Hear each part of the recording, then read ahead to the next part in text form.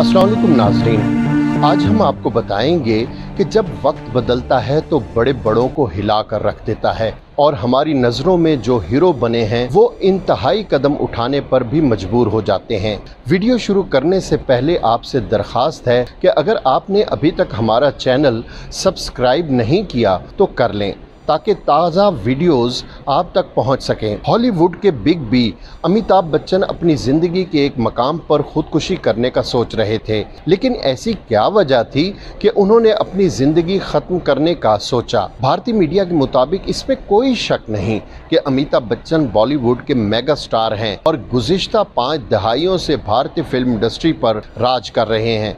लेकिन क्या आप जानते हैं कि बिग बी को 2 अगस्त 1982 को दोबारा जिंदगी मिली थी। दरअसल अमिताभ बच्चन के साथ फिल्म कुली की शूटिंग के दौरान एक्शन सीन करते हुए बहुत खतरनाक हादसा हो गया था, जिसके बाद उन्हें फौरन मुंबई के एक अस्पताल ले जाया गया जहां उनकी कई सर्जरियां की गईं। उस हादसे ने पूरी कौम को परेशान कर दिया था और अमिताभ बच्चन के मद्दाह उनकी जल्द अज जल्द सेहतयाबी की दुआ कर रहे थे। बिग बी तकरीबन 2 माह इलाज के बाद अपने घर आए थे, लेकिन कहानी यहाँ ख़त्म नहीं होती। आपको ये सुनकर हैरत होगी कि अमिताभ बच्चन इस हादसे की वजह से बहुत ज़्यादा तनाव और जहनी दबाव का शिकार थे, जिसके नतीजे में उनके दिमाग में परेशान कुन ख्यालात ने अपनी जगह बना ली थी। यहाँ तक कि एक मौके पर वो खुदकुशी करने का भी सोचने लगे थे। नाज़रीन, माली तंगी का सामना सिर्फ आम इंसान को ही नहीं बल्कि बड़ी बड़ी शख्सियात को करना पड़ जाता है।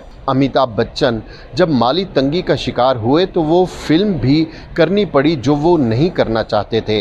अमिताभ बच्चन के बेटे अभिषेक बच्चन ने वालिद से मुतालिक हैरान कुन इंकशाफ करते हुए कहा कि मैंने वालिद की वजह से तालीम अधूरी छोड़ दी थी क्योंकि उस वक्त वो माली तंगी का शिकार थे। फिल्मों में नाकामी के बाद उन्होंने अपना कारोबार भी शुरू किया था। अभिषेक बच्चन ने यह भी बताया कि तालीम छोड़कर वालिद के कारोबार में हाथ बटाने लगा, लेकिन उसमें भी उन्हें नाकामी का सामना करना पड़ा। एक रोज़ वालिद ने मुझे बिठाकर बताया कि उनकी ना तो फिल्में चल रही हैं और ना ही उनका कारोबार। अगली सुबह वो यश राज के पास पहुंच गए थे। वालिद ने यश राज को बताया कि उनके पास कोई काम नहीं है और ना कोई काम दे रहा है, जिसकी वजह से वो माली तंगी का शिकार हैं, लिहाजा मुझे फिल्म में काम दिया जाए। फिर ये हुआ कि कुछ अरसे बाद वालिद को फिल्म मोहब्बतें की ऑफ़र हुई जो कि बॉक्स ऑफिस पर तहलका मचाने में कामयाब रही। अभिषेक ने यह भी कहा कि वालिद उस उम्र में भी